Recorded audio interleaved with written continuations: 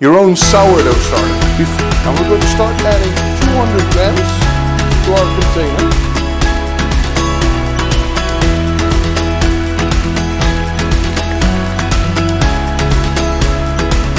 Visible flour left anymore and no loose water left. Every day for 6 days long you add 50 grams of water, 50 grams of flour, both at the temperature of 20 degrees.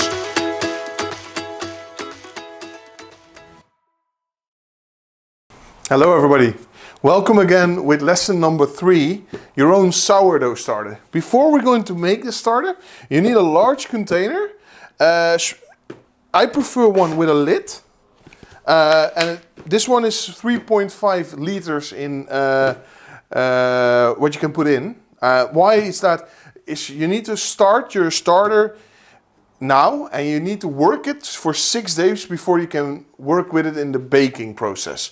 And every time you feed it by adding water and flour to it, and it will rise in volume as well due to the levitation, due to the process that's happening in this in the fermentation, and of course the added amount of water and flour that you're going to put into it. We're going to start by putting it on the measuring scales, and we use a really good bread flour. What means a really good bread flour is a flour with at least 12 to 14% of proteins in there. A normal all-purpose flour is between 9 and 11, and a bread flour is with a high content of proteins. And we're going to start adding 200 grams to our container.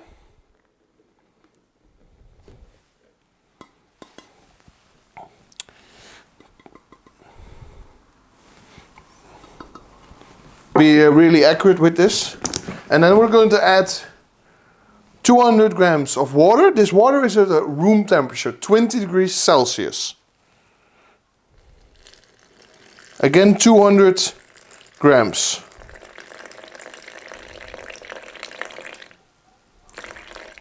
So in total we have 400 grams now. We're going to mix this until it's completely smooth. It's a little bit sticky.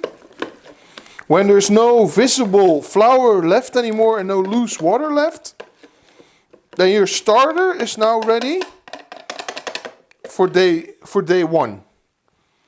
And you're going to leave it just with the lid on room temperature. After 1 day, you're adding 50 grams of flour and 50 milliliters of water again, both at the temperature of 20 degrees. And that process you will follow the next 6 days. If you repeat the process the past 6 days, you will have a perfectly good sourdough starter. And with this starter you can make almost every kind of bread, but you can also make these starters with different kind of flours. Here I got the T65 bread flour, high protein content. This starter is now, I think, 8 days old. But I also made one with rye flour in it. And it's also the same process, 200 grams of flour, 200 grams of water, 6 days adding every day 50 grams of flour and 50 grams of water, both at room temperature, 20 degrees Celsius. And I got also one, it's a bit of a Dutch one, it's spelt flour.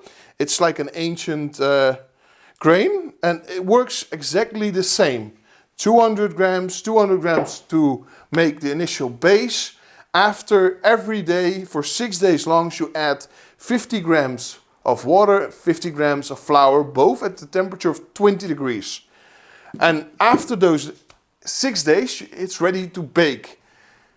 Don't finish your starter completely in your first bread. Always leave a little bit behind, because you can add again 50 grams of flour, 50 grams of water to reboost it again, to keep it alive. And every day just 50 grams of water, 50 grams of flour, you keep it alive and you can bake daily with it, even if you left like 10% what's in these pots or in the container.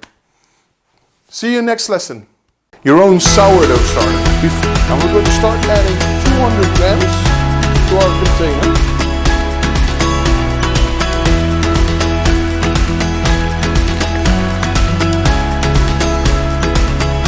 visible flour left anymore and no loose water left. Every day for 6 days long you add 50 grams of water, 50 grams of flour, both at the temperature of 20 degrees.